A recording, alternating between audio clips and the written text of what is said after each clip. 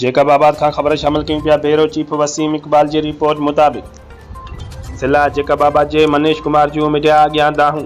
लखन कुमार वटि मुंहिंजी कामाटी आहे जेका मुकमल कोन थी आहे, जंहिंजी किस्त हलंदड़ मां 5 लख रुपया जमा कराया आहिनि ऐं हर महीने कामेटी बि अदा कंदो आहियां। लखन कुमार जे वालिद ॾे मुंहिंजा 35 लख रुपया आहिनि जेकी उन कारोबार लाइ वरिता हुआ।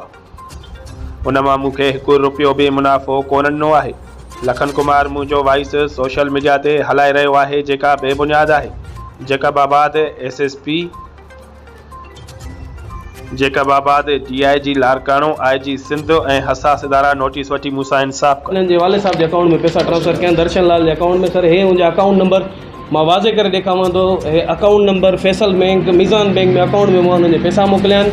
हे हिकिड़ी मां सां बदमाशी कई वई आहे, मां सां हिकिड़ो स्कैन कयो वियो आहे, मां सां नाजाइज़ी थी आहे। सर मां इन जे मीडिया जे थ्रू इन जे लाइ ई आयो आहियां त मां सां इहो स्कैन जेको बि मुंहिंजो मसइलो आहे इहो बराए महिरबानी करे मुंहिंजो हल कयो वञे। मां कुकिंग ऑयल जे हवाले सां कॉस्मेटिक जे हवाले सां सर मां उन्हनि खे जेको आहे त मां पैसा ॾिनो आहियां। बाक़ी हाणे हो पंहिंजा